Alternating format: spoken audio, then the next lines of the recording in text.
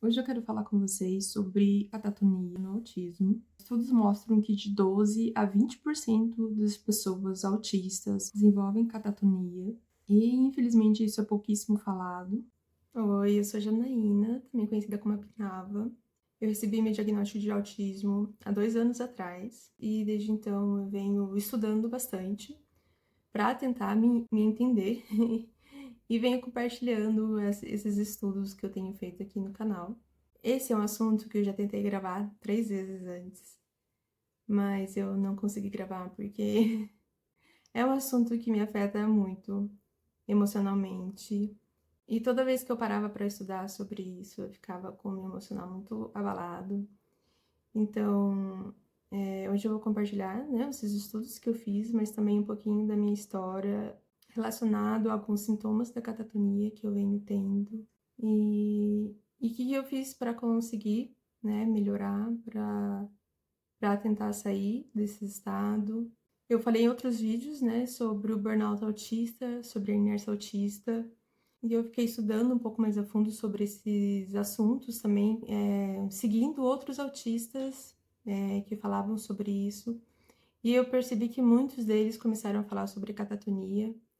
Pessoas que não conseguiram sair do burnout depois de alguns meses começaram a apresentar sintomas de catatonia. Pessoas que começaram a perceber que a inércia estava afetando deles de uma forma que aumentou, né, a forma dessa inércia afetar eles. E começaram a falar de catatonia também.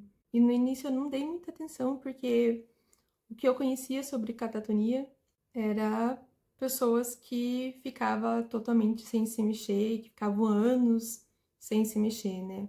E era isso que eu achava que era catatonia, mas eu não parei para pensar como que isso começa, o que acontece com essas pessoas para elas acabarem nesse estado, né? E então eu vou falar um pouquinho sobre isso, né? Principalmente como que são os sinais iniciais. Na grande maioria dos casos, a catatonia no autismo, ela começa de forma gradual. Então ela vai apresentando os primeiros sintomas e que é chamada de catatonia leve. Eu não sou uma profissional de saúde, eu sou uma pessoa autista que está tentando se entender. E tô trazendo aqui os estudos que eu tô fazendo, porque gente, catatonia no autismo não tem praticamente nada em português. Eu vi um blog com pouquíssima coisa escrito sobre. Tá tendo bastante pesquisa científica sobre, tá tendo bastante estudos. Infelizmente não tem muita publicação. Em relação a livro, tem 2 livros sobre a catatonia no autismo. Um são de estudos científicos, que foi lançado em 2006. E esse mais novo, da doutora Mita Shah, que foi lançado em 2019.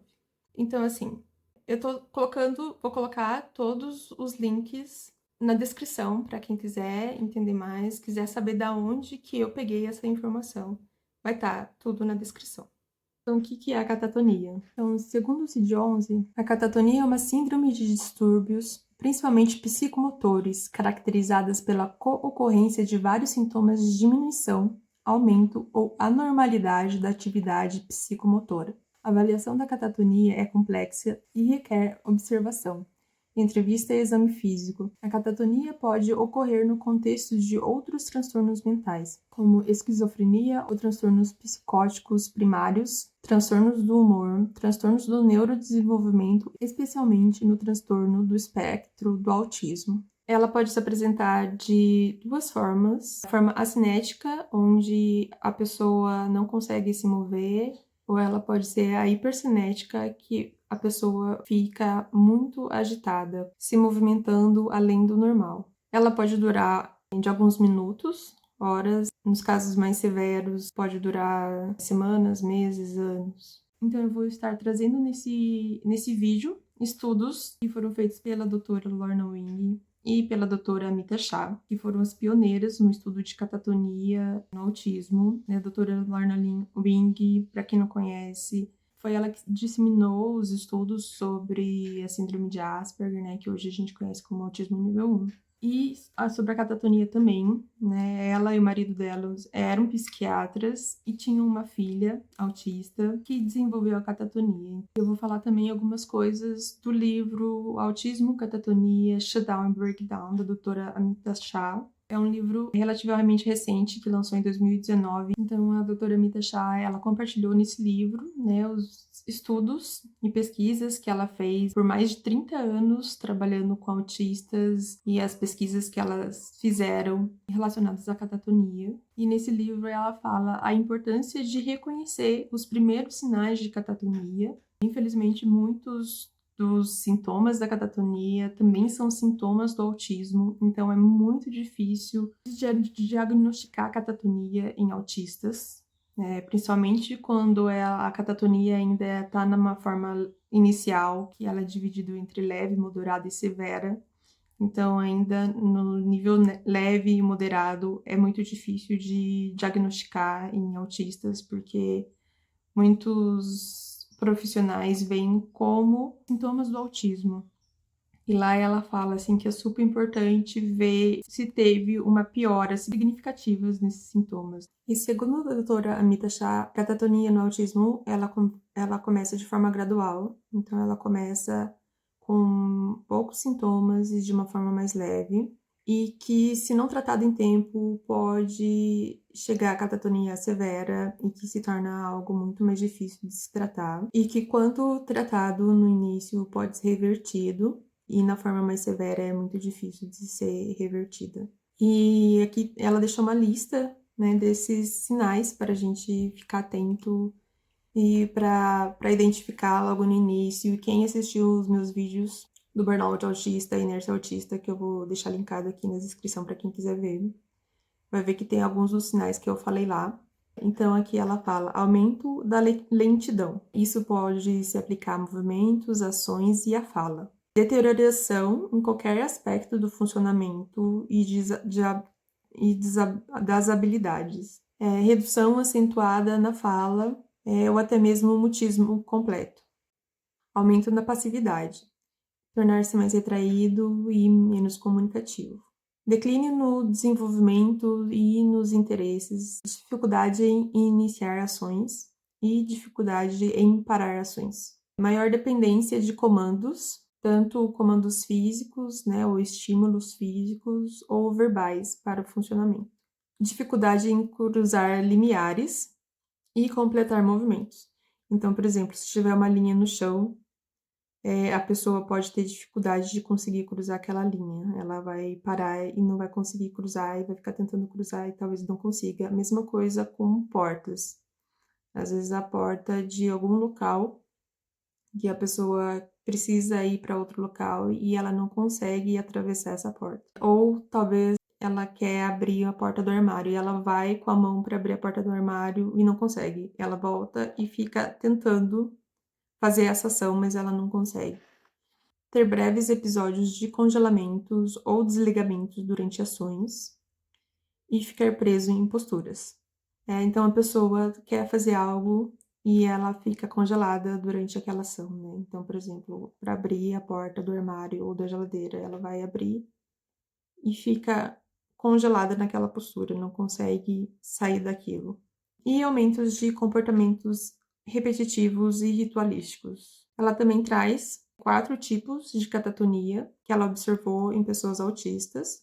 Então, antes de falar sobre esses tipos de catatonia que ela traz, eu vou ler o que está no manual do diagnóstico, né, DSM-5-TR, sobre o que é catatonia. Porque um desses tipos da catatonia que ela traz é esse tipo de catatonia aguda, que ela chama, que é o que é a mais conhecida e que está descrito no manual de diagnóstico. Então, o que é a catatonia, segundo os critérios de diagnóstico? De acordo com o DSM-5-TR, a catatonia não é um diagnóstico separado, mas sim ela é associada a um transtorno mental ou alguma outra condição médica. Ela é definida pela presença de 3 de 12 características psicomotoras que estão nos critérios.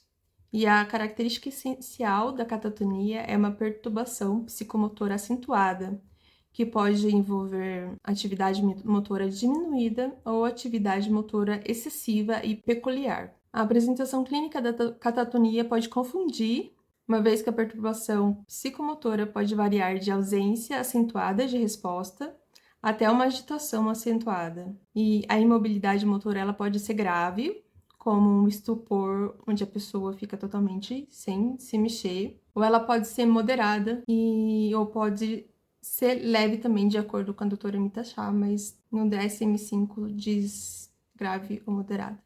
Segundo o DSM-5, é preciso ter 3 dos sintomas a seguir. Estupor.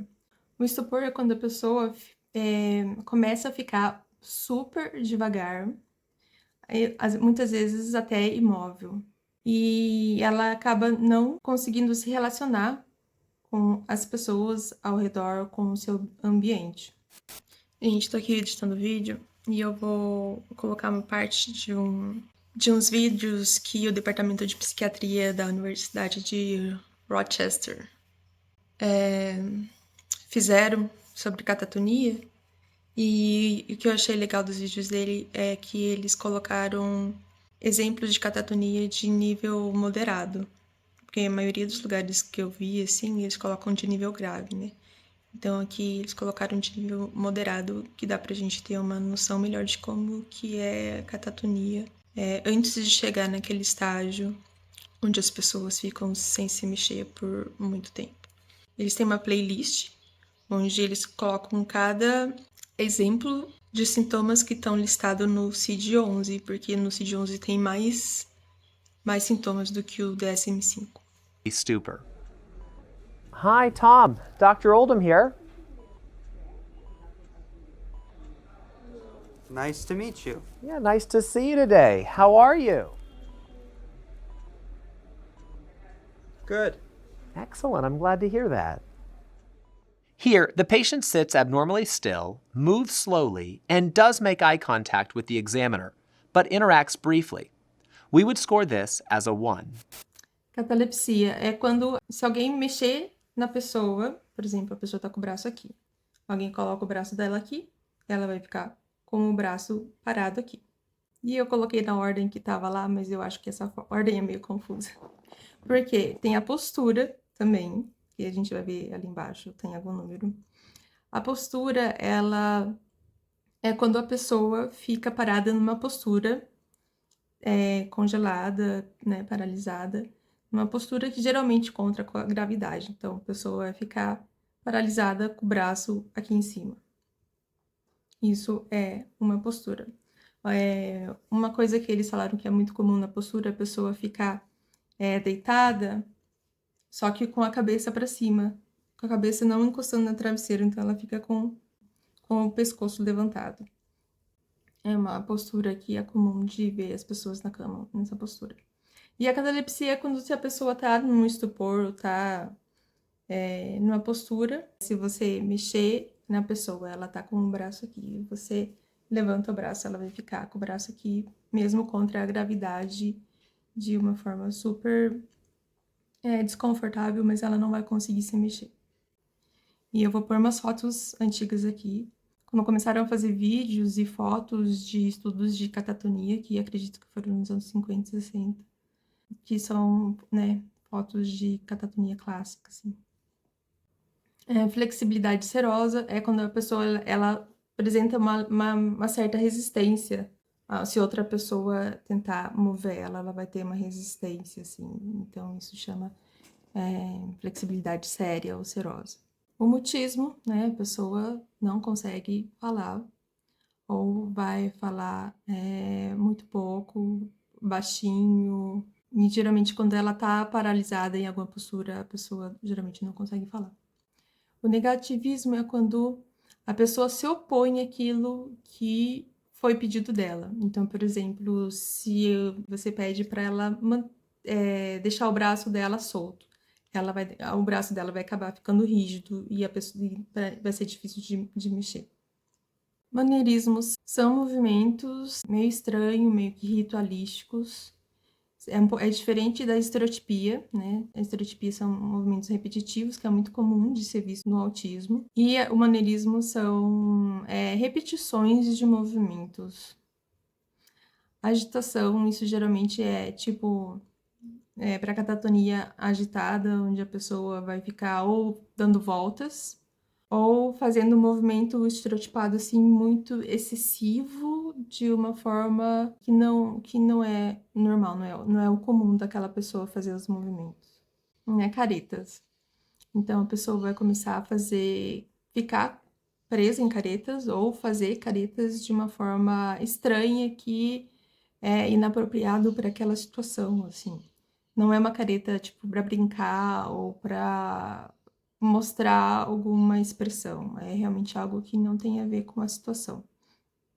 Ecolalia, que é a imitação da fala de outras pessoas, e equipraxia, que são os movimentos, imitação de movimentos de outras pessoas. E tem uma categoria que se chama catatonia não especificada, que é para quando as pessoas não conseguem ter esses 3 critérios que precisam ser, né?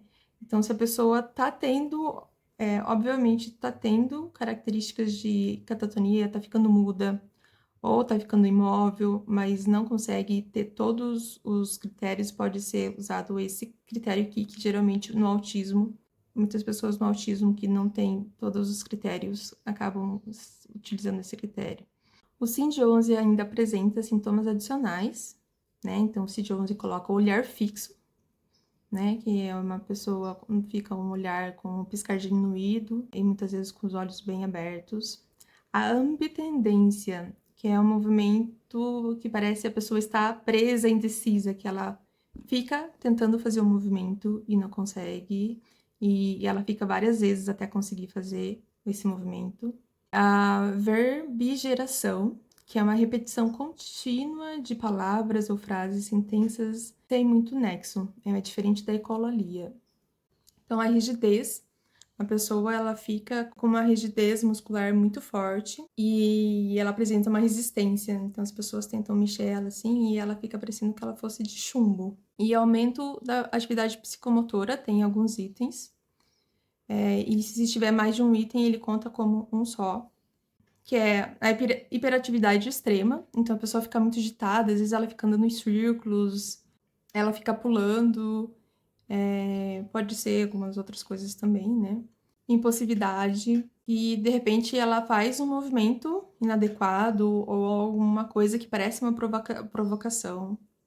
A combatividade, que às vezes a pessoa ela fica violenta ou ela faz movimentos que parece que são violentos, que pode ser para ela mesma ou para outra pessoa.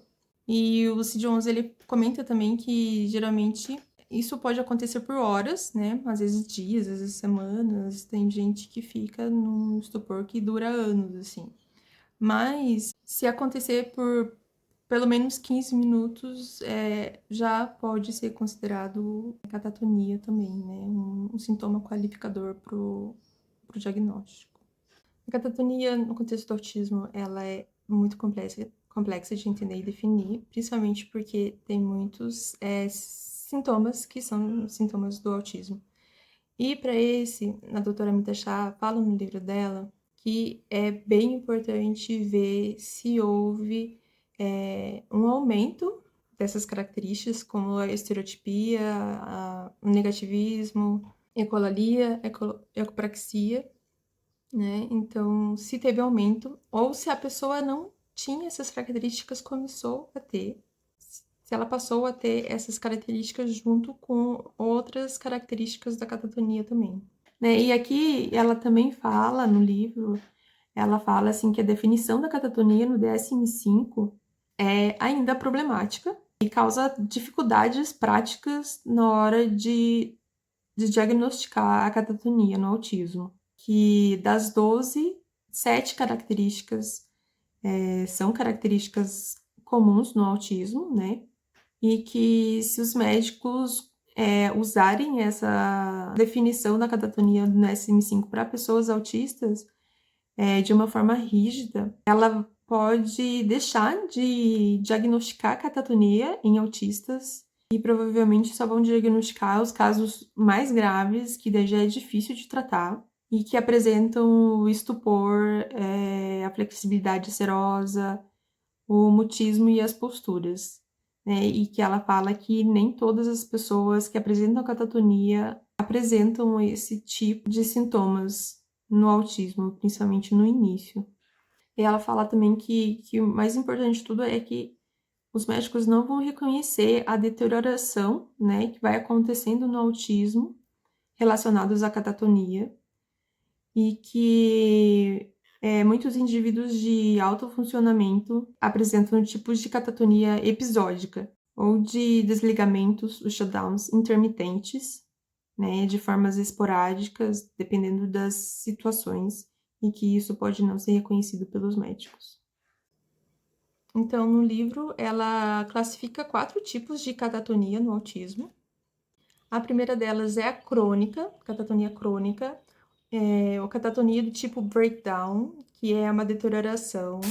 E, gente, esse livro, ele tem em português, mas eu comprei ele em inglês antes de ter lançado em português. Então, ainda não tinha em português. Então, essas traduções que eu tô fazendo, elas foram feitas por mim. E eu não sei como que é a tradução oficial disso. Se vocês quiserem até colocar, se alguém já leu e quiser colocar na descrição, eu agradeço. Para a gente ter a tradução oficial, mas eu acabei eu mesma traduzindo por meu livro que eu ter ser em inglês. Então, ela traz, né, esses 4 tipos, o primeiro sendo a catatonia crônica, catatonia tipo breakdown, que é a deterioração. Então, ela aqui diz assim que é frequente notar que a catatonia no autismo, ela ocorre com diferentes graus e regressões de habilidades e independência, representando um aspecto de deterioração. Na realidade, a deterioração que está relacionada à catatonia no autismo pode ser uma forma específica de colapso autista, o breakdown. E o breakdown que ela fala é um termo em inglês que geralmente é dado para esse perfil psicológico onde a pessoa começa a ter uma grande dificuldade relacionada a alguma coisa, geralmente é causado por traumas ou por algum evento psicológico, por exemplo, uma pessoa que com 18 anos começa a apresentar sintomas de esquizofrenia. Isso daí também é visto como um tipo de breakdown, que é tipo uma certa deterioração mental, assim, que eles falam, né? Eu não sei um termo melhor para falar sobre isso.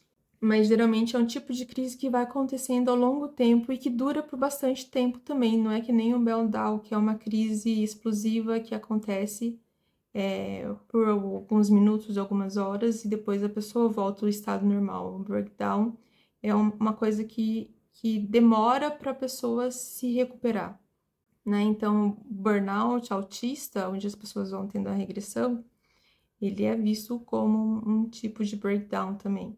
E a catatonia também é visto como um tipo de breakdown, uma coisa que vai acontecendo, né? Que a pessoa demora para se recuperar. Então, o que ela fala que esse tipo de catatonia pode se manifestar de diversas maneiras. A característica mais significativa é uma mudança e uma deterioração na habilidade do indivíduo de realizar movimentos, atividades voluntárias, que afeta seu comportamento diário, a sua independência e a sua qualidade de vida. E é um tipo de catatonia que, apesar de não apresentar os sinais clássicos da catatonia aguda, como estupor, mutismo, catalepsia, flexibilidade serosa, ele traz um grande impacto negativo na vida dessa pessoa. Ela diz que também a catatonia crônica pode se apresentar de níveis diferentes e de forma intermitente, né? Então, ela pode apresentar nos dias e nos outros dias a pessoa fica bem, né? Então, esse tipo de catatonia, ela ocorre com diversos níveis de regressões e acaba trazendo uma deterioração no funcionamento daquele autista. A catatonia aguda, que é o que a gente geralmente conhece, que é visto, né? Ele pode acontecer tanto em crianças ou adultos autistas, assim como em outras condições mentais, neurológicas e médicas também. E geralmente é o tipo de catatonia que se vê os sintomas clássicos de imobilidade, estupor, mutismo, catalepsia e flexibilidade serosa, assim como a obediência automática, a postura. E quando visto em autistas, essa catatonia ela também traz diferentes graus, né? Não é só aquela forma severa que geralmente é mostrado. Ela pode começar também de forma mais leve, intermitente e aumentando até se transformar naquela forma severa, que também é conhecida como maligna, né? Pode chegar à catatonia maligna e precisar de atenção médica constante. E ela fala também o terceiro tipo de catatonia, que é o shutdown, que são os desligamentos que a gente vê muito no autismo. Então, o shutdown ele se mostra, né, como uma paralisação temporária, e essa paralisação pode ser interações sociais ou por causa de um estresse agudo apresentado no trabalho ou em dias de provas, né, de apresentação de trabalho. E geralmente após esse evento estressante, a pessoa ela volta a interagir normalmente. Então, tem pessoas que apresentam esses shutdowns simplesmente em momentos específicos, ou pode ser em um momento da vida onde a pessoa está tendo muito estresse e começar a ter shutdowns. E esses shutdowns podem levar minutos e até horas, ter uns períodos mais prolongados. E tem o estado de shutdown, que não é só o congelamento naquele momento. Ele pode se apresentar também, né, de uma forma mais leve, onde a pessoa começa a se desligar aos poucos, né? Então ela vai falando menos, ela não vai conseguindo não falar tanto, ela vai se afastando porque aquele lugar ela não se sente bem. Então, às vezes, ela consegue ir para um lugar, se afastar ou ir para o quarto e deitar. E isso pode ocorrer em momentos específicos, ou se a pessoa está num estresse muito grande, pode acontecer de formas assim intermitentes, acontecendo sem ter um fator de um emocional muito forte, muito estressante. Pode ser tipo porque ela tá naquele estado de burnout, ela tá naquele estado de estresse que faz com que ela comece a ter episódios de shutdowns, assim, sem realmente um fator estressante emocional de um emocional muito forte. E tem pessoas que apresentam shutdown também com comportamentos repetitivos. Ela não consegue mais se relacionar com aquele ambiente ao seu redor, mas ela fica em movimentos repetitivos sem conseguir parar aquilo. E isso também é visto como um tipo de shutdown e também é muito visto como uma forma de catatonia, né? E o quarto tipo de catatonia que ela fala que são dificuldades do tipo catatônico, que pode ser episódicos ou que pode durar ao longo da vida. E aqui ela fala bastante naquilo que eu falei no vídeo anterior da inércia autista, que é a dificuldade que as pessoas com autismo têm em iniciar ações, né? Mesmo que eles querem fazer uma ação, querem fazer alguma atividade, mas ela não consegue iniciar aquela ação ou parar alguma ação depois que ela começa. Então, ela começa a fazer algo ou uma atividade e ela não consegue parar aquela atividade. Geralmente vai conseguir parar por um fator externo, alguma pessoa que vem e tira ela daquela atividade. Então, ela fala que nesse tipo, isso acontece em autistas de alto funcionamento, né, que seriam autistas nível 1, nível 2. A catatonia nem sempre aparece como uma regressão de funcionamento. Então, aqui ela fala que essa catatonia, esse tipo de dificuldade catatônico pode ser uma dificuldade crônica que a pessoa tem, né, que seria de iniciar esses movimentos e pode ser episódicas em algum período da vida ou pode ser algo que aconteça por bastante tempo. Né? E ela fala assim que esse é um tipo de catatonia que está começando a ser reconhecido, né? Ela vem trabalhando para divulgar isso, para ajudar os profissionais a entenderem as pessoas autistas que têm esse tipo de dificuldade, porque isso pode trazer muitas limitações, né? Pode fazer com que a pessoa não consiga a sua independência, não consiga fazer coisas que queira fazer, que precise fazer. E ela fala que, né, pessoas que têm esse tipo de dificuldade, do tipo catatônico, geralmente são rejeitados por profissionais e serviços, né, que poderiam ser oferecidos a essas pessoas, porque eles não acreditam, né? Eles veem a pessoa como uma pessoa funcional, apesar de ter o diagnóstico de autismo, acredita que eles não precisam dessa ajuda, desse serviço, né? E acho que aqui entra muito a questão que eu vi esses dias no Instagram, de profissionais falando que acreditava que pessoas autistas nível 1 não deveriam ter direito aos benefícios que são dados a autistas nível 3 e nível 2, porque pessoas autistas nível 1 conseguem lidar melhor com as situações, né? E eu sinceramente fiquei bem triste quando eu vi, né? Isso, eu acho que foi um profissional, pai de um autismo nível 3, falando sobre isso. Porque a pessoa não tem noção do que autistas nível 1 passam, né? Tipo assim, com certeza é uma pessoa que não conhece sobre catatonia, não conhece sobre as dificuldades do nível 1 e que provavelmente também não viu sobre a questão da expectativa de vida de autistas nível 1, né? E relacionados ao suicídio, que infelizmente é um nível muito alto. Até eu estava vendo uma pesquisa que foi feita com autistas que estavam sofrendo de catatonia. Foi um estudo feito com, se eu não me engano, 25 autistas, e 3 desses 25 autistas tiveram morte precoce, e 2 dessas 3 mortes foram por causa de suicídio, né? Então, tipo, eu acho que é uma coisa, assim, muito, muito triste de ver, e eu vejo, assim, que parece que tem muito gaslighting em relação ao autismo nível 1 ainda com os profissionais de saúde, né? As pessoas não conseguem ver a dificuldade que tem por trás, né, dessa máscara que a gente consegue colocar em certas situações. Por isso que eu acho, assim, que seria bem importante a gente começar a mais falar isso, né? Porque eu não vi nenhum vídeo sobre catatonia no autismo em português. E, infelizmente, em inglês também tem poucos. Eu vou deixar um vídeo no link de descrição de uma entrevista que a doutora Mita Shah deu sobre o trabalho dela e sobre essa questão para quem quiser ver. Tem em inglês. Não é no YouTube, então também não sei se tem tradução automática, mas espero que vocês consigam ver. Eu achei que foi uma entrevista, assim, que foi muito boa.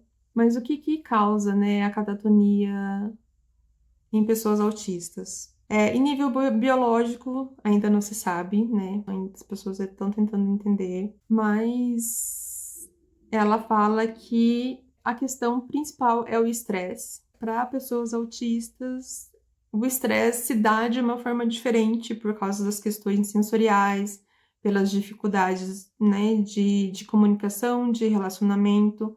Então, o nível de estresse no autista acaba sendo maior, né, do que numa pessoa que não tem autismo, porque a gente tem muitas questões além do normal, né, além do que é comum para a maioria das pessoas.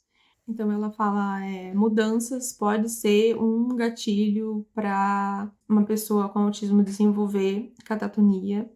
Então ela fala em questões familiares, por exemplo, divórcios, um irmão que se mude, né? Pessoas muito pegadas ao irmão, o irmão se mude, luto, questões ambientais, então mudanças de escola, mudanças de cidade, viagens. A maioria dos casos são em adolescentes no início da vida adulta, né? Então ela fala muito assim, entrada em colegial, entrada em faculdade, mas a catatonia ela não tem uma fase para se desenvolver.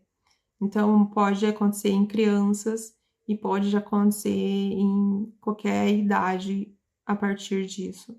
Então ela fala também traumas, né? Momentos traumáticos pode ser um gatilho para a pessoa desenvolver catatonia. E pode ser pelo estresse do dia a dia, né? Então, às vezes, alguma coisa pode acontecer com a família que estressa a criança ou na escola. Também trouxe alguns outros fatores que pode causar catatonia em autistas, como ambientes ou programas e serviços que não são apropriados para autistas, estimulações que não são apropriadas para o nível ou tipo daquele autismo, situações que demandam demais de autistas, né? Por exemplo, autistas que estão na escola, no colegial, sem suporte para pessoas autistas. Tentar lidar com independência, né? Com situações que vão além das suas capacidades.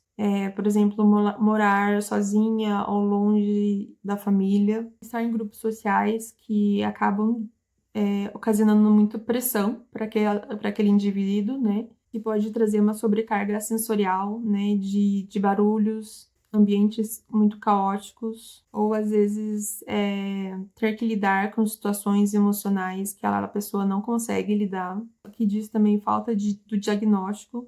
Então, pessoas que às vezes não recebem um diagnóstico e acabam não tendo o apoio que precisaria, né? E aqui ela fala também experiências sociais negativas, como sofrer bullying, sofrer algum tipo de violência ou de algum tipo de exploração. Ela fala que uma coisa que é comum, que ela vê em autismo de nível 1, que ela chama de autistas de alto funcionamento aqui no livro.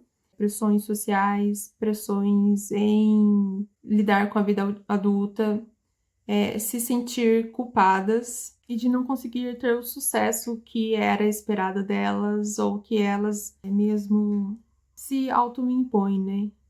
Então, não conseguir ter o mesmo tipo de sucesso que pessoas da mesma idade. E ela fala que ela vê isso principalmente em mulheres. Ela também fala para ficar muito atento em relação a medicamentos, e tem muitos medicamentos que, com efeito colateral em pessoas autistas, pode causar catatonia. E ela traz também no livro formas de cuidar disso, né? Então ela fala que o mais importante é descobrir o que é o gatilho que está trazendo o estresse para a pessoa e tentar de todas as formas eliminar essa fonte de estresse. Então, a doutora Amita Shah e a doutora Lorna Wing, elas desenvolveram uma abordagem psicoecológica para tratar a catatonia, que elas falaram que é a melhor forma de tratar, principalmente quando está no início, e deixar a medicação e o tratamento com eletroconvulsão para os últimos casos, em casos quando está mais severo e que essa abordagem não funcionou. Então, ela traz essa abordagem no livro. E eu vou dar uma pincelada. Gente, eu realmente recomendo que comprem esse livro, porque ele traz muita informação. E não só informação, mas traz vários casos de estudos, né? Como que a pessoa apareceu no consultório para elas, quais foram os tratamentos que foram tentados antes e como que foi o tratamento que eles tentaram e como que a pessoa está agora. Então, eu achei que foram casos de estudos, assim, bem, bem interessante. Então, aqui ela traz várias abordagens, eu não vou falar sobre todas elas, eu vou falar sobre as principais que eu encontrei aqui. Eu realmente recomendo que, se alguém estiver passando por isso, se alguém tiver alguém na família, principalmente profissionais de saúde, isso aqui é um livro que eu acredito que todo profissional de saúde que trabalha com autismo tem que ler, porque traz muita informação sobre o autismo e como que a catatonia se apresenta no autismo. Então, ela fala assim que o principal de tudo é identificar os fatores de estresse, de ansiedade e que a pessoa não está conseguindo lidar. Então, ela fala para eliminar esses fatores, né? A melhor coisa que tem é identificar cedo para conseguir tratar de forma mais fácil e não trazer possíveis complicações que podem ocasionar se não for tratado mais cedo, né? Ter um suporte, né, familiar, um suporte psicológico para tratar com essas questões. Ter o suporte e intervenções psicológicas necessárias para os autistas, né? Ela até aqui coloca autistas de alto funcionamento, porque são geralmente pessoas que não têm muito suporte e não têm intervenções e acabam não tendo as infraestruturas necessárias que essas pessoas precisam. Ter uma rotina, uma estrutura para ajudar essa pessoa. Então aqui ela fala também que é super importante a gente entender qual que é o perfil dessa pessoa, né? E qual que é o perfil do tipo de catatonia que essa pessoa está tendo. Então, ela fala como que está sendo essas manifestações, como que está sendo as variações, as flutuações do comportamento dessa pessoa, dos comportamentos que pode estar relacionado à catatonia, como que era antes, e se essa pessoa está tendo manifestações de catatonia esporádicas, ou se está sendo alguma coisa mais frequente, em que situações que está acontecendo esses sintomas de catatonia, né? E daí é que ela dá, tipo assim, estratégias para lidar com isso, né? Então ela fala assim, quais são as dificuldades primárias, quais são as dificuldades secundárias e quais são atividades que essa pessoa ela se interessa, né? Que ela se interessava no passado, que ela não está mais conseguindo fazer, como ajudar a reintroduzir essas atividades que a pessoa se interessa e fazer atividades que traz bem-estar para a pessoa e diminuir as atividades que trazem dificuldades, que pode estar sendo um fator de estresse. Então aqui ela fala também dos comandos, né, que muitas pessoas em crises de catatonia, às vezes o comandos pode ajudar, às vezes a pessoa precisa se vestir, mas ela não consegue se vestir, então dá comandos para a pessoa, só que geralmente os comandos elas têm que ser passo a passo. Então, por exemplo, assim, pega a sua camiseta da cama, coloca o braço direito, agora coloca o braço esquerdo, agora levanta a camiseta e coloca na cabeça. Então, muitas pessoas precisam do comando passo a passo.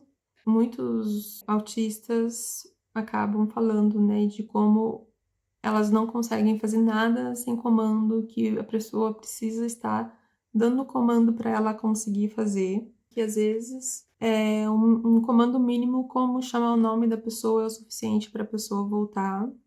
Mas ela fala que também para alguns autistas ficar dando comandos às vezes pode ser pior, né? Porque pode trazer mais estresse para a pessoa e quanto mais estresse a pessoa sente, pior é para ela, né? Então, geralmente a pessoa já está naquela postura por causa de um estresse.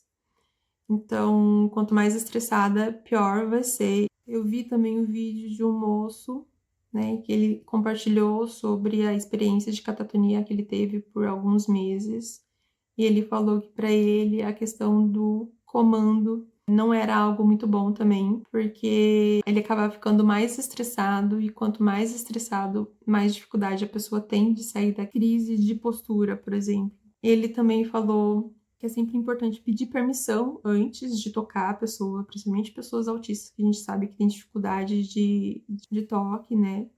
Então, ele comentou que muitas vezes ele conseguia falar né? Então, para sim e não. Ou às vezes que ele não conseguia falar, ele conseguia piscar, né? Piscar uma vez para sim, piscar duas vezes para não. Então, muitas vezes, quando a pessoa está na postura, se uma pessoa vem e mexe o braço, a pessoa consegue voltar a ter um movimento normal, né? Mas ele falou que muitas vezes, se não tivesse essa permissão, poderia causar uma crise maior. Então, né, sempre lembrar de pedir permissão para a pessoa que está numa postura quando ela está assim. Ele falava que para ele os comandos verbais não ajudavam, mas para muitas pessoas que eu vi o relato de pessoas ajuda. Então é importante tentar descobrir como ajudar, né? Qual que é o comando que pode ajudar a pessoa a sair desse estado. E ela traz, né, essa abordagem, que ela fala abordagem psicológica, para descobrir, né, o que está acontecendo com essa pessoa, entender e formas de ajudar. E depois ela fala, né, que tem medicamentos para tratar também, né? Então, em formas mais graves. Tem um medicamento que ele é muito utilizado e que parece que ajuda. Tem outros medicamentos que estão sendo testados para ajudar. E também tem a terapia de eletroconvulsão, que é uma terapia que a pessoa é anestesiada e é induzida a ter convulsão. E parece que isso dá religamentos nos neurônios e faz com que a pessoa consiga voltar ao normal ou pelo menos a melhorar, né? E ela disse que isso é a última opção, né? Ela é diferente do que era feito antes, que antes se fazia nos anos 50, 60, né? Se fazia sem anestesia e isso podia trazer vários problemas, era tipo, praticamente uma tortura. E também é diferente do outro tipo de tratamento de choque que era feito no ABA antigamente, que ainda tem alguns lugares e alguns países que fazem, que é aquela terapia de choque por mau comportamento. Que eu conversei com algumas pessoas que fazem e eles falaram assim que são muito gratos por esse tratamento, porque é muito pior ficar em estado catatônico do que fazer isso, né? E pelo que eu entendi, é questão tipo assim de 3 minutos, é super rápido, né? E muitos saem de lá normal, assim, sai sem nenhum tipo de problema, sequela. Algumas pessoas falaram que parece que tem tipo de perda de memória temporária, de memórias curtas temporária, mas parece que a maioria dos casos não tem. E parece que é algo que traz um resultado bom para pessoas que estão sofrendo com catatonia, né? Mas esse é um último recurso, né? Então eles falam primeiro para tentar essa abordagem da doutora Amita Shah, depois usa medicação e, por último, a terapia de eletroconvulsão. Eu comecei a ter, né, alguns episódios de catatonia e foi quando eu percebi que eu estava tendo episódio de catatonia, que foi quando eu falei com a minha tia para vir morar no sítio, porque o fator de estresse para mim estava sendo o barulho da cidade, né? E também estava sendo tentar morar sozinha. Então, eu não comentei com ninguém da minha família sobre isso. Tô falando aqui pela primeira vez com vocês. Comentei com alguns autistas que eu vi que estava passando pela mesma coisa, né? Que eu vi nos grupos de autismo. Então, eu conversei com alguns. Tem um grupo de catatonia autista internacional. Então, eu participei desse grupo e eu falei com algumas pessoas que estavam lá, né? Então, eu até levei alguns dos sintomas que eu estava tendo para ver se poderia ser início de catatonia. E algumas pessoas que me responderam. Tem uma menina que estava tendo catatonia episódica, né? Ela tem momentos, episódios de ficar em estupor e de não conseguir falar. E ela me falou que para ela começou exatamente do jeito que eu falei. Teve um outro moço também que tem catatonia severa, né, que já tá com a catatonia aguda, e ele falou que também começou assim. Então, uma das coisas que eles me falaram que é importante quando você está no momento de congelamento, que você está em uma postura, tentar relaxar, né? Então, tipo assim, quanto mais estressado, mais esperado você fica naquela postura, mais difícil vai ser sair dela. Então, eles falam para tentar relaxar e tentar mexer as extremidades. Então, tentar mexer algum dedo, o dedo do pé, o nariz ou a boca, né? Tentar, assim, coisas que são mais fáceis de mexer e que gastam menos energia. Então, para mim, assim, que eu comecei a perceber, né, que eu já falei em alguns outros vídeos que vocês viram, a dificuldade de falar. Eu comecei a falar mais devagar, comecei a gaguejar mais, a trocar mais palavras, e eu percebi que falar começou a me gastar muito, demandar muito mais energia que demandava antes. Eu sempre fui uma pessoa quieta, né, então falar para mim nunca foi uma coisa assim tão fácil.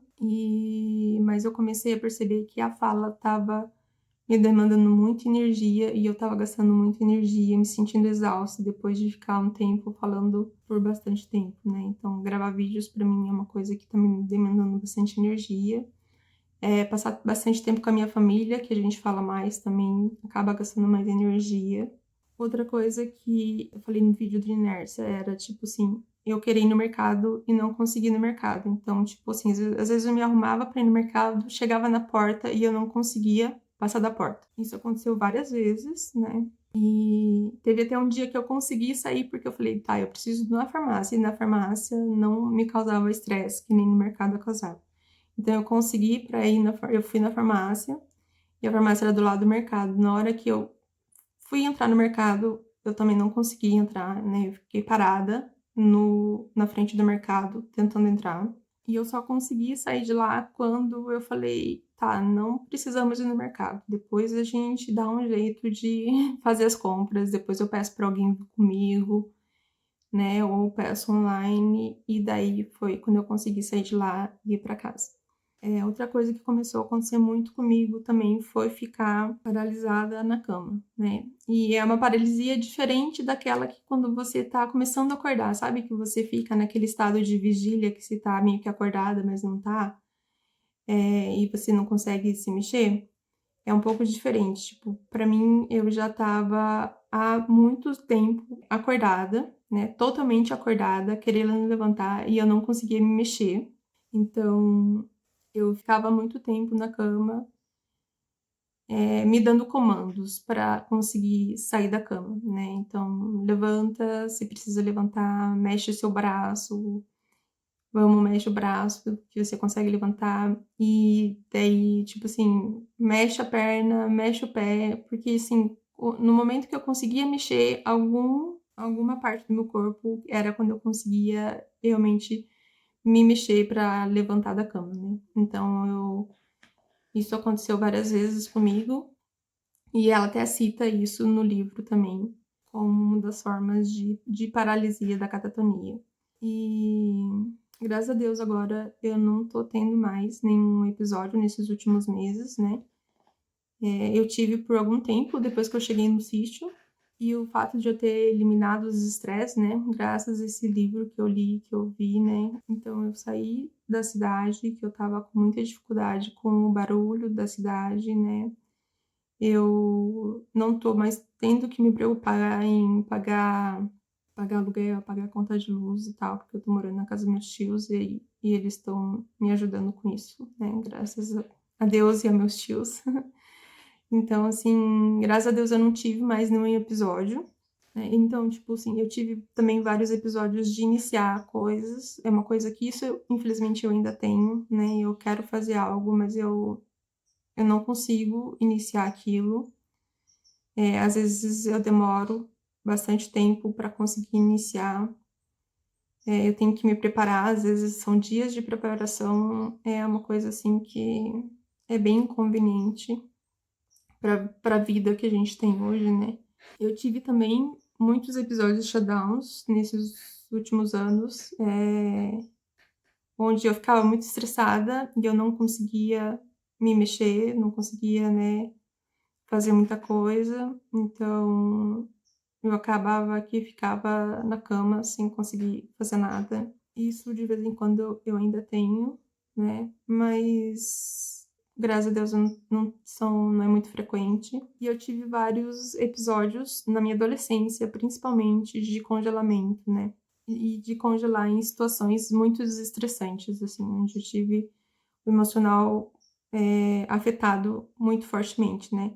Então, por exemplo, uma coisa que fazia eu congelar sempre quando eu era adolescente era a questão de medo de aranha. Então, eu via uma aranha e eu congelava, eu não conseguia sair de lá, só conseguia sair quando alguém aparecia, né? Alguém me chamava, alguém me tocava. Uma das questões que eu tive, que foi, acho que o mais forte de todos, foi quando eu vi o carro dos meus pais capotado numa viagem que eu estava fazendo com as minhas tias, né? A gente viajou em 2 carros. Meu pai saiu primeiro com a minha mãe, o meu irmão e meu primo, e eu fui no carro da minha tia com mais o meu tio e minha prima. E a gente passou e a gente viu o carro capotado dos meus pais. E nisso a minha tia parou no acostamento e todo mundo desceu correndo e eu fiquei paralisada dentro do carro. E foi uma situação horrível, porque eu queria muito ir ver se eles precisavam de ajuda para ver se tinha acontecido alguma coisa, mas eu fiquei aterrorizada e não conseguia me mexer. E eu só fui conseguir me mexer depois que a minha prima voltou e falou para mim: tá tudo bem, ninguém se machucou, tá tudo certo. E daí ela começou a tocar e me chamar. E depois disso, eu ainda entrei em meltdown, que eu comecei a ter uma crise de choro, assim, desesperador, que eu fiquei, depois disso, não sei quanto tempo chorando, mas foi, com certeza, por horas. E quando eu tenho esse tipo de crise, eu também não consigo falar, né? Eu fico muda e não consigo me comunicar. É só mexer a cabeça, assim, não, mas pra falar, eu não consigo falar. E teve mais alguns outros episódios, assim, né? Então, por exemplo, tipo, uma vez uma criança caiu na minha frente. Isso eu já tava no início da minha vida adulta. Não sei se ela caiu de bicicleta ou se ela caiu de skate, não lembro mais muito bem o que era. E eu queria também ajudar a criança e eu fiquei paralisada, né? Então, tipo assim, eu percebo que em situações assim que afetam o meu emocional, eu também fico paralisada, eu não consigo me mexer. E isso tem a ver com a questão, né, da reação de luta ou fuga, né? Que na verdade é a luta, fuga ou congelamento, né? E isso é uma coisa que é bem comum em autistas, né? Ficar paralisado, assim, em momentos de estresse, né? Não conseguir nem fugir e nem lutar, ficar paralisado. Então, eu acho que é isso no vídeo de hoje. Espero que isso possa, né, ajudar as pessoas a entenderem mais. Isso é uma coisa que a gente realmente precisa falar muito sobre isso. Os profissionais de saúde não falam sobre isso, quase ninguém fala. E assim, acho que não sou só eu que sofro com isso, né? Com certeza tem muitos mais autistas sofrendo com isso. E não tem profissionais de saúde para ajudar a gente com isso, né? Eu tentei falar sobre isso com a psicóloga, com a psiquiatra que está me atendendo nesse momento. E quando eu falei sobre estar tendo o episódio de catatonia, ela falou assim, a catatonia acontece na esquizofrenia. Então, tipo assim, dá pra ver que ela não está atualizada nessas questões, né? O DSM-5 saiu já em 2013, já falando sobre essas questões. O CID-11 trouxe atualização só agora. Então, assim, se o autismo já é subdiagnosticado, a catatonia, então, muito menos, né? E é isso. Eu espero que esse vídeo possa ajudar a entender melhor essas questões complexas do autismo, né? E se você acha que esse vídeo pode ter ajudado, se você gostou desse vídeo, lembra de deixar um curtir para ajudar esse canal, né? E ajudar outras pessoas também que estão buscando esses tipos de informação, a encontrar essa informação. Compartilhe com quem você acredita que precisa ver esse vídeo, que possa ajudar de alguma forma. E lembre-se de se inscrever no canal. Então, até mais. Tchau. Até o próximo vídeo.